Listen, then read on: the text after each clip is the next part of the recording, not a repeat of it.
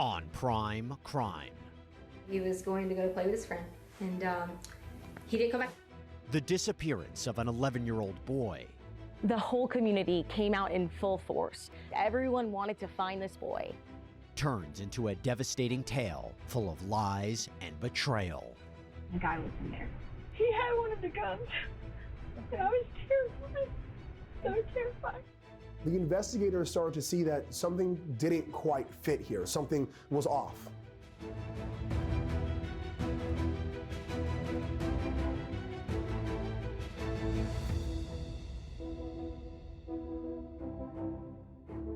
Hey there everybody, I'm Jesse Weber and welcome to Prime Crime, where we break down some of the most compelling and memorable true crime cases. In our next story about the disappearance of a young Colorado boy, you need to hang on, because this story goes in all different kinds of confusing and chilling directions. El Paso County 911. My son was supposed to be home at 6 o'clock and it's almost 7. He's only 11. Okay. What's his name? Ganon. It's January 27th, 2020, Colorado Springs, Colorado. 36-year-old Leticia Stauch, who's married to husband Albert Stauch, is calling to report that her stepson, 11-year-old Ganon, has gone missing. When was he last seen? Maybe around like 3:30 maybe? Has this ever happened before? No. 11-year-old children don't just disappear off the face of the earth. That automatically puts everybody on edge. So we went to the neighbor's house. My daughter just went to Stingray Park, and he's not there. And who was the last person to see him? I guess me. Our assignment desk gets the notification. A 11-year-old boy is missing in this nice little community called Lorson Ranch. There was a lot of fear. There was a lot of concern of where he could be. Hey, can we come in? Hours later, police arrive at the Stauch's home to talk to Leticia, her daughter Harley, and Ganon's sister Lena, while Albert, Ganon's biological father, is out of town for work. He was supposed to be here at 6 o'clock because we were going to eat dinner, and his dad already told him he could play with his friend.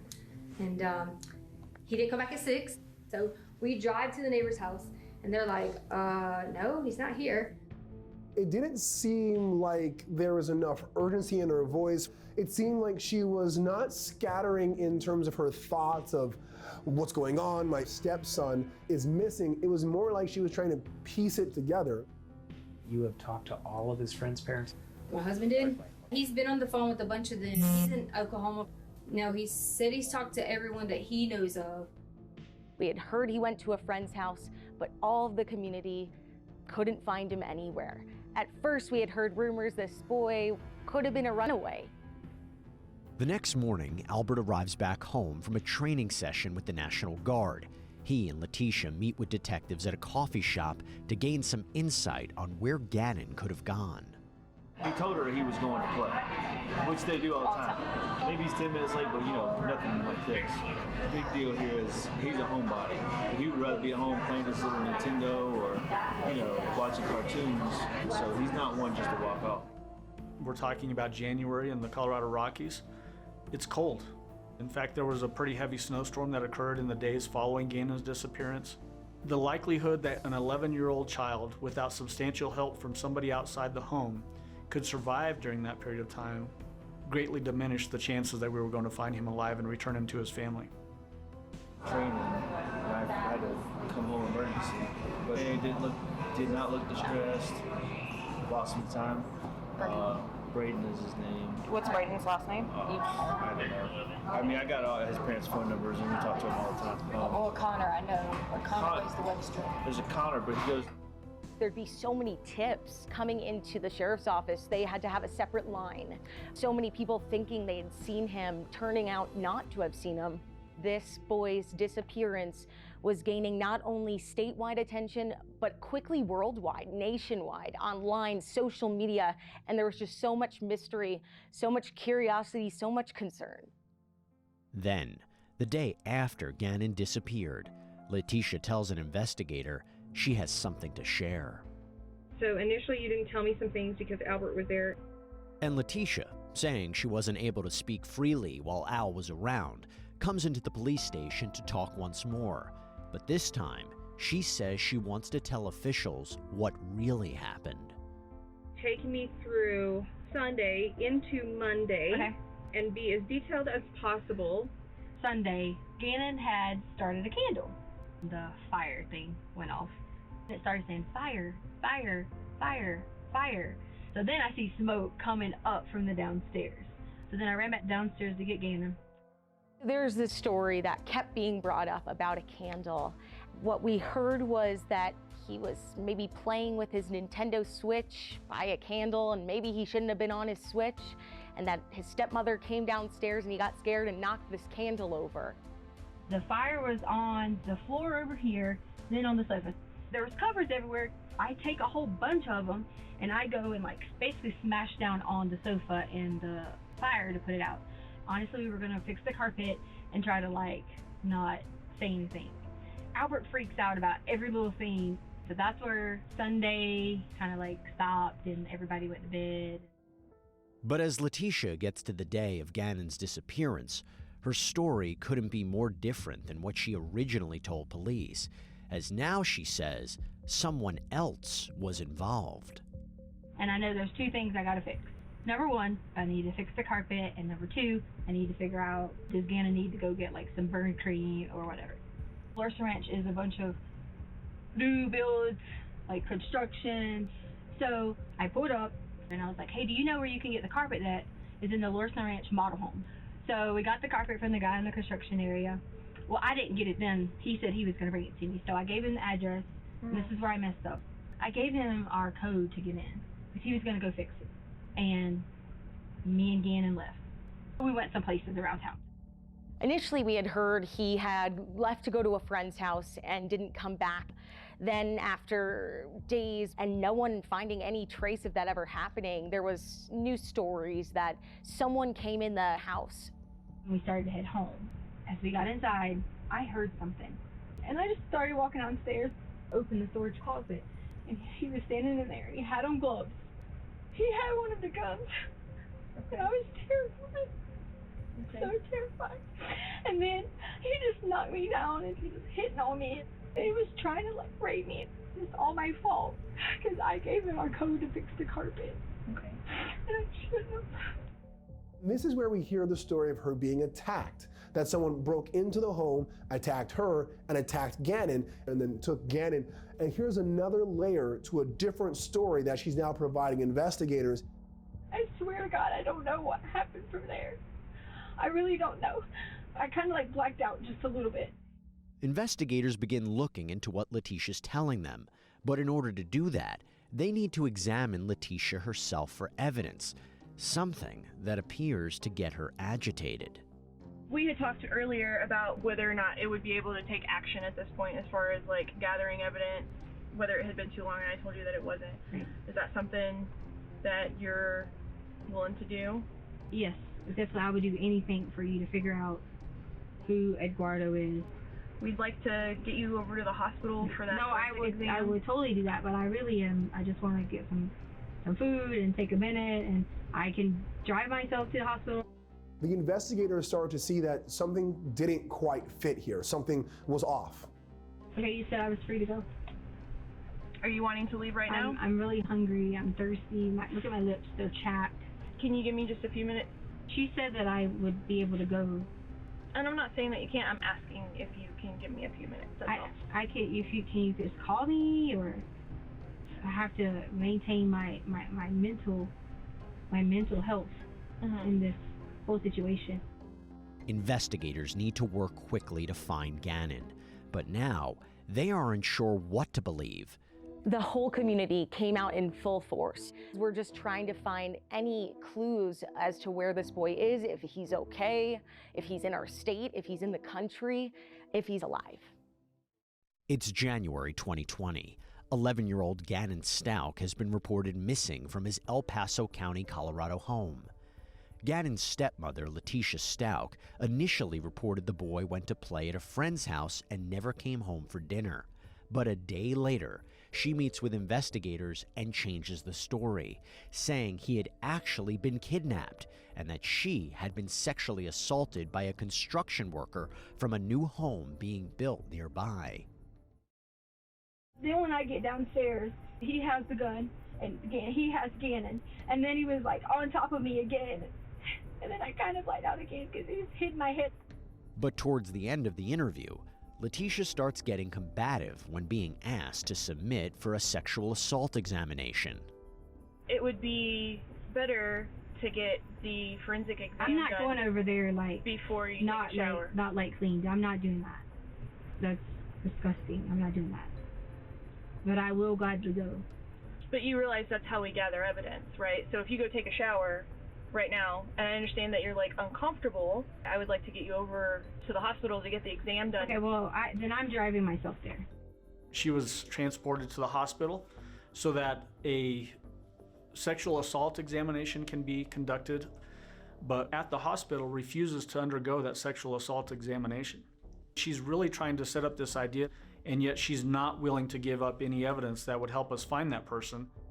Sit down on the couch. Sir, I can't breathe. I'm just asking you to open the door. She portrays undergoing a very severe anxiety attack to try to get out of the interview. Now we're gonna have to call you an ambulance because you said you got chest pain. I just told you I have chest pains. It's claustrophobic. I Okay, couldn't breathe. so we're gonna call you an ambulance. Yeah, well, you And weren't claustrophobic until... Excuse me. I take lorazepam every day, and if I don't take it, I could have a panic attack. That requires them to bring in paramedics, and they find that she's perfectly normal. She knows that the investigation is starting to zero in on her. Leticia has now told authorities multiple versions of what happened to Ganon, and rumors about what occurred begin circling the neighborhood. You were the last person to see him, is that right? Correct.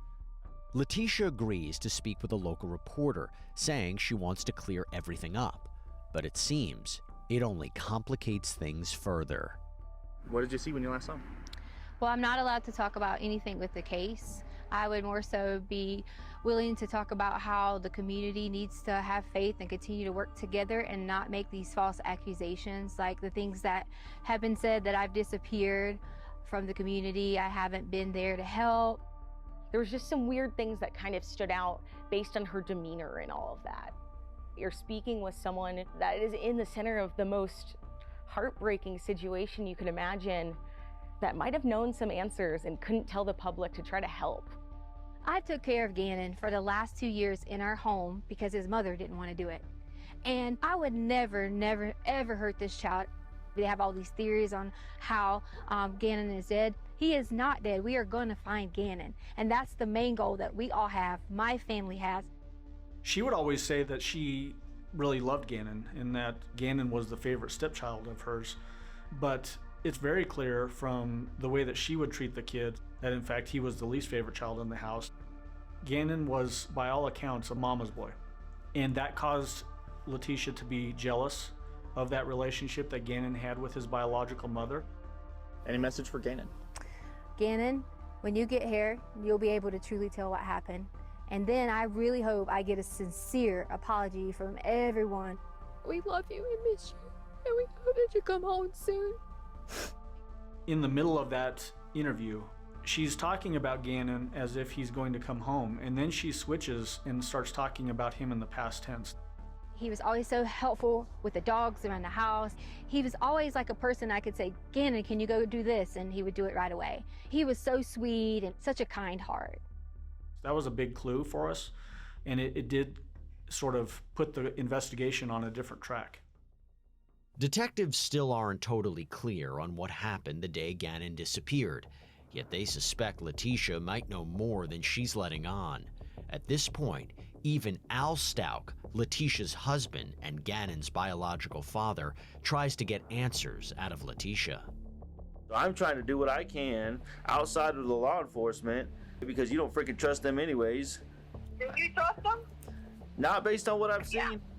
So that's why I'm going straight to the last person that saw him. If I would be the last person that saw him, then I would be the person that has him.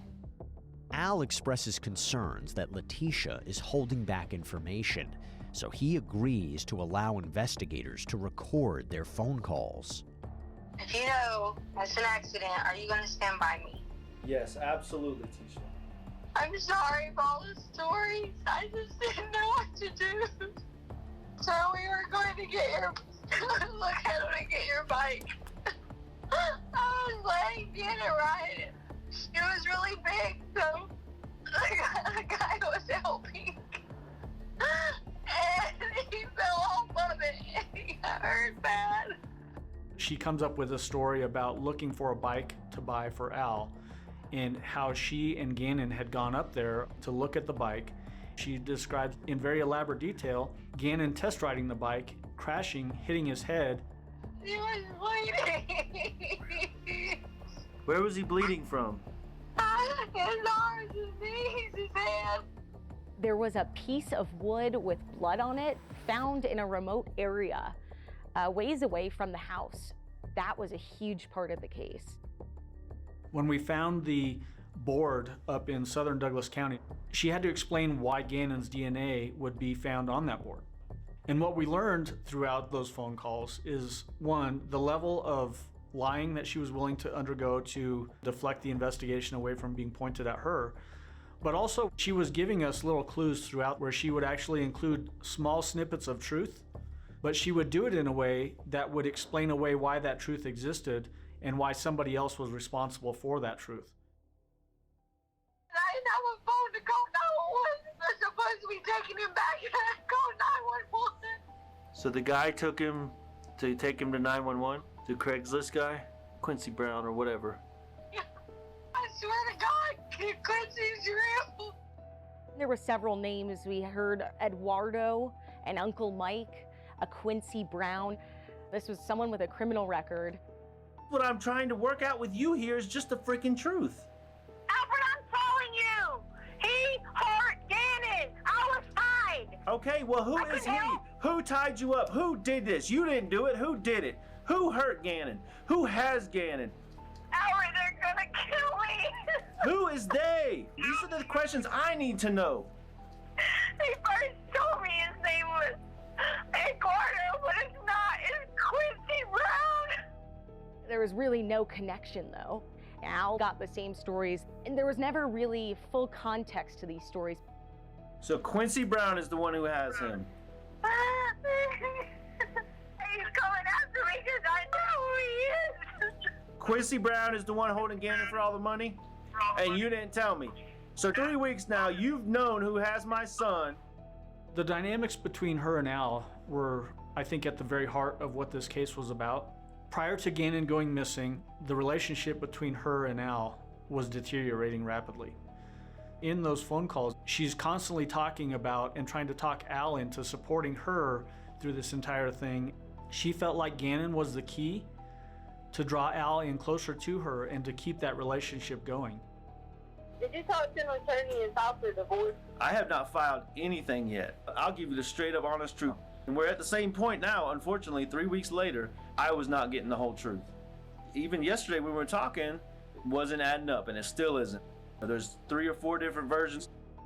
Neither Al nor investigators are fully believing Leticia's accounts of what happened to Ganon. You know where an 11-year-old is, and I am here telling you we could go find him, and you are not giving us his location, alive or dead. I did not hurt my child, okay?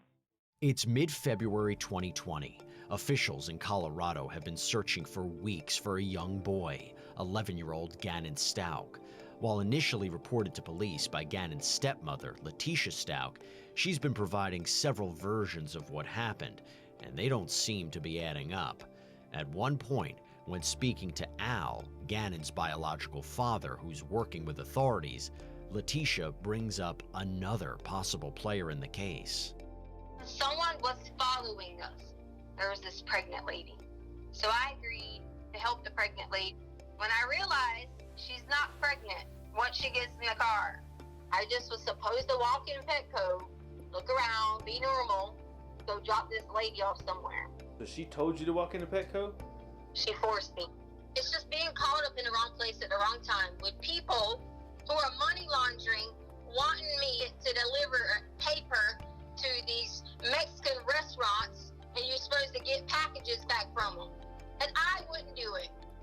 You want me to believe you, but I feel like you're just telling me something to make me feel better about Ganon missing. It's kind of like the Quincy Brown thing. I mean, now it's a pregnant lady with cash in her belly. I'm innocent. It took a lot of strength on Al's part to go through those recorded phone calls. He had to keep his cool and not let her know that the noose was tightening, that she was quickly becoming the focal point of the investigation. What is wrong with you? What's wrong is my son's missing and you keep lying to me, okay? That's what's wrong. Okay, fine. Give me my son back. Tell the truth. Give me my son back. I don't have him. Where's he at then? You're ridiculous. Who has him? You haven't answered not one of my questions. You're not doing nothing but lying to me and sending me in a different direction than what you know is the truth. But then, detectives learn new information that changes the course of the whole investigation. One of the first days I covered this little missing boy, the neighbors were doing whatever they could. And I got to speaking with Roderick Drayton. He said, you know what? I live just a few doors down and my camera faces their house. He calls me back and says, you're gonna wanna come back down here. I found the video. I found him in the car with Leticia. He was lethargic early on the morning of the 27th. The way he walks out to the truck clearly showed that he was under the influence of some sort of drug. And one more thing points to Leticia Stauch. Evidence is found at the Stauch's home, suggesting Ganon was possibly killed there. When Leticia calls 911, the police actually go out to the scene and walk through the house. And there's nothing immediately apparent that would suggest something bad had happened. It really goes to the idea that she did an extensive job of cleaning up the crime scene. And then when we go into Ganon's bedroom, you could see very fine blood staining on the walls, so small that it was hard to see with the naked eye. The investigators, they find blood and DNA all over the home.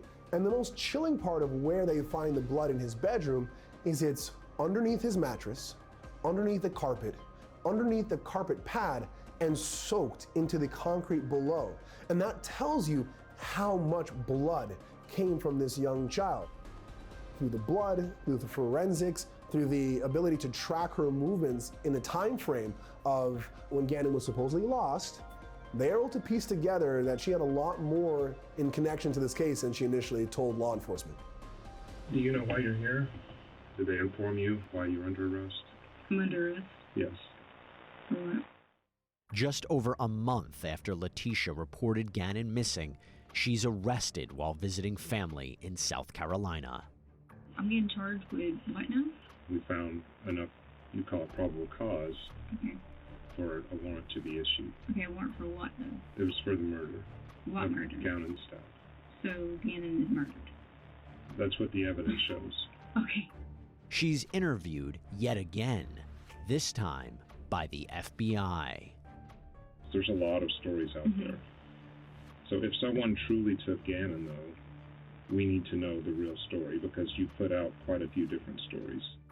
The FBI agent tells her, we heard you telling multiple stories on the phone with Al. And she says, oh, I knew you guys were already recording. She says she was hurt. He wasn't trying to work with her. So she purposely gave him multiple different stories. I don't think you intended to hurt Ganon at all. Something bad happened in his room. No. If you didn't do it, and it helps me find Ganon. I didn't do it. Okay, well then help me find out who did. Who did what? That to Ganon in his room. Done what to Ganon in his room? There's a pool of blood in the corner. Okay. That's Ganon's blood. Where do you think that I had any involvement with Ganon, and where did he go? You're the last adult with him. You told a lot of lies. He would lead her down a path, and right at the point where she's going to make a statement that would potentially incriminate herself, she's conscious enough to know that this is occurring, and then she would then pull back. If you can point me to a different person, then I can help you. If you trusted me to talk to me, you would tell me where Ganon is right now. I don't know where Ganon is. You do. If you would have told police the very first night that he was taken forcibly, everything would have been different. The agent then confronts Leticia on something that raised red flags earlier in the investigation. Here I even have what you entered in your phone. The stuff that you've entered and deleted, like blood is spurting from an arterial bleed. Direct pressure not controlling. Do what? I didn't look this up. Well, somebody did from your phone. I don't like my stepson. No. I don't like my stepson. Should I get a divorce? How to get blood out of sheets. Out of sheets? Mm-hmm. Her Google searches were massive in this case. How long does it take a body to decompose, face transplants, find people who want to go to jail? If you did something bad to Ganon, could you ever admit it? What? I didn't do anything bad to Ganon. Right now, you're the last person with Ganon. I don't do bad things to people. I don't. I don't think you do bad things to people. I don't do bad things to anyone, and I didn't do anything bad to Ganon. Why would I hurt our child? I had everything in the world. Why? I have no motive. None. But investigators come across a recording from the night when Stauch says Ganon accidentally caused a fire from a candle that sheds a chilling light on their relationship. Ganon, I promise this is the last time I'm going to ask you. I'm just freaked out, okay? Are you sure you didn't do it on purpose? He did it. Okay, you promise. You promise. On purpose. Pinky promise. Pinky. There was one video where she was manipulating him on that Sunday night. We're gonna have to sell stuff to fix it, okay? So we figure out what we gotta sell. We can sell the sofa, we can sell whatever, because we gotta get it fixed so the lady don't be mad at us and kick us out of the house, okay? You got it? You got it? I'm just worried about my friend. Okay, shh, listen. You hear this little boy's voice and the fear in his voice, and she recorded him. You hear that recording and it's this little boy, I promised I didn't mean to do it, and just his voice shaking and he's crying.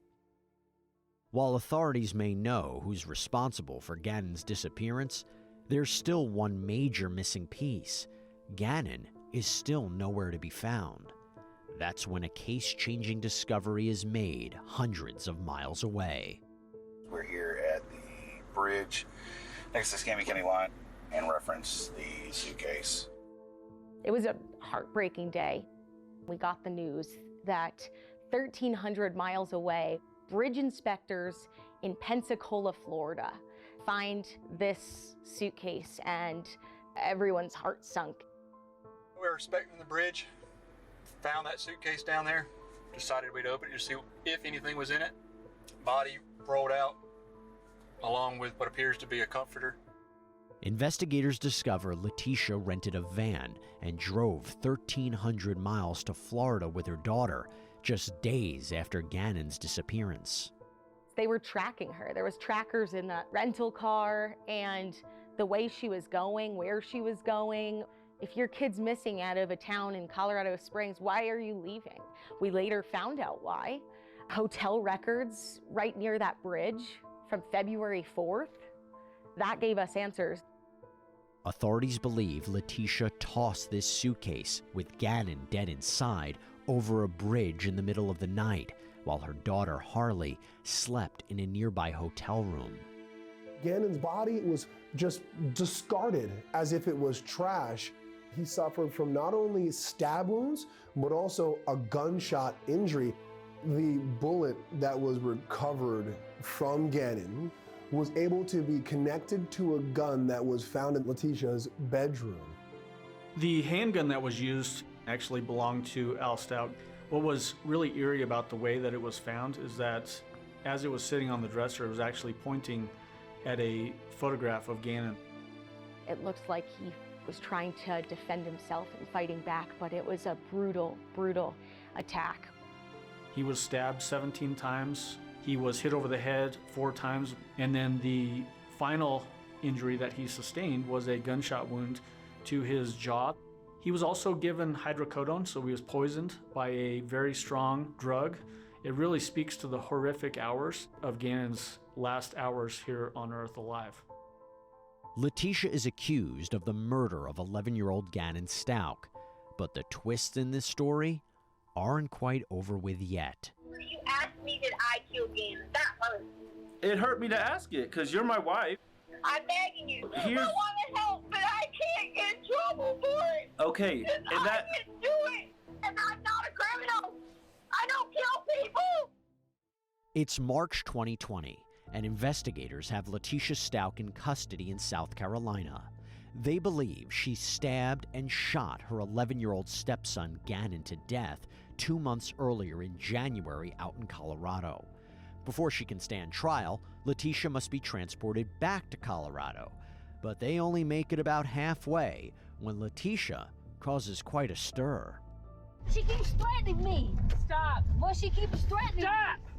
Stop it, Leticia. Well, she keeps on threatening me. I have stopped it. She keeps on. Well, she got out of the restraints. We hear of this arrest in South Carolina. Then we know she's coming back here to Colorado for the justice process. Along the way, we get the news she tried to escape. She broke out of her restraints and attacked an agent. You just got another charge. Well, she shouldn't be doing me like this. Attacking a guard, unfortunately, does happen from time to time. The question becomes, what is the trigger? What caused Leticia to do this? Leticia and authorities arrive back in Colorado where she's set to stand trial. However, now, there's even more delays. There was always something on her end to delay. There was letters to the judge wanting to represent herself, changing her plea. She went through at least 2 competency hearings and even a third closer to that trial date. Competency is in a person's ability to participate in their defense and to be tried. After more than 3 years, in April 2023, Leticia Stauch goes on trial for first-degree murder, tampering with a deceased human body, and tampering with evidence. As for Stauch's defense, she entered a plea of not guilty by reason of insanity. January 27, 2020, Ganon's home turned into the stuff of nightmares. The one place a little boy like Ganon should have felt the safest is in fact where he was brutally murdered. Evidence in this case will show that she could distinguish between right and wrong. I felt very confident going into the trial, but there's that unknown. You're bringing strangers into the courtroom that have to sit and listen to evidence that's very difficult to listen to. Having to get over the hurdle of proving that she was sane is an added element. There was an overwhelming amount of evidence, the timelines, the locations of the GPS, even the recordings. It did come up during the trial that Leticia may suffer from having multiple personalities.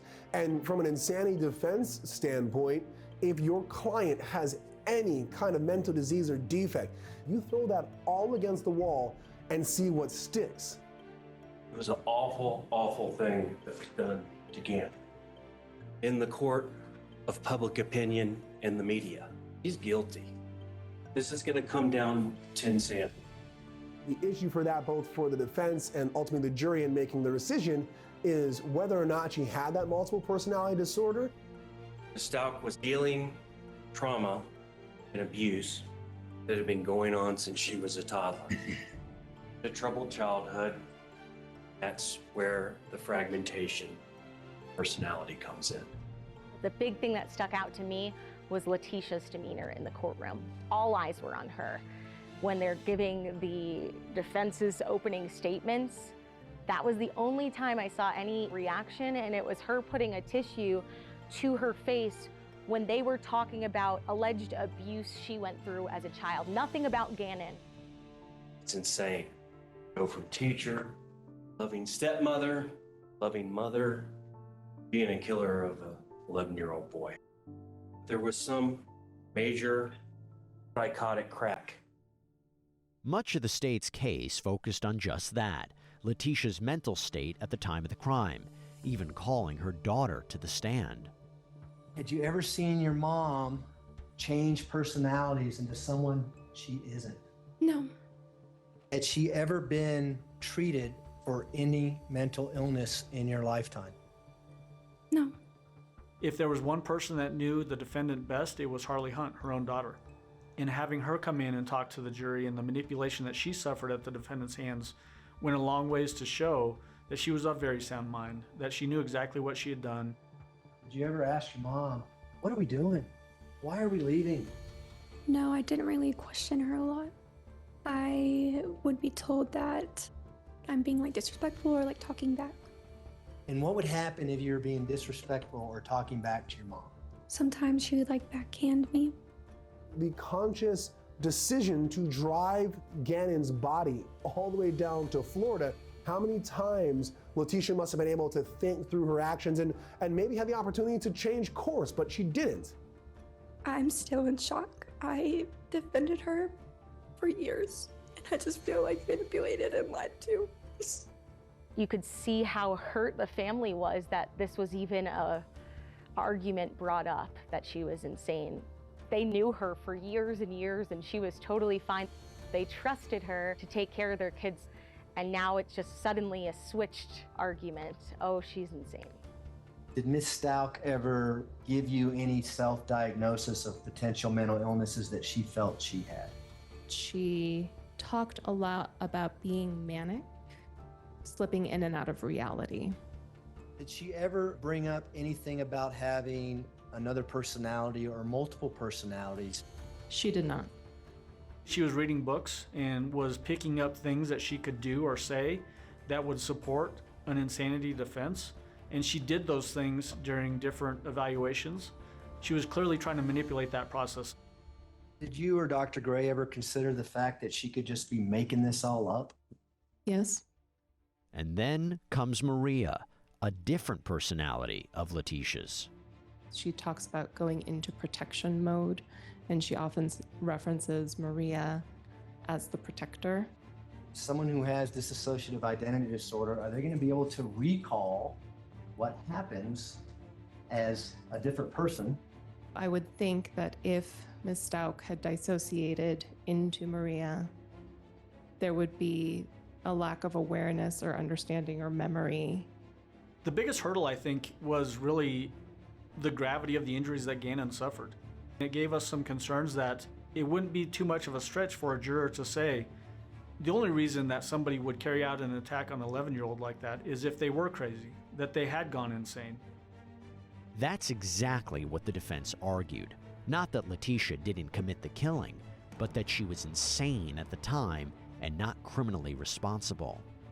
When I was interviewing her over a period of time, suddenly it seemed to me that she was speaking Russian. Someone was in the home, we don't understand. Someone was in the home. It looked as though she had switched into a different entity. Did she describe any alters to you or other personas? She referred to somebody named Maria. Maria apparently was a physically abusive entity, and when I first saw that, I thought, have I just met the aspect of her personality that killed Ganon?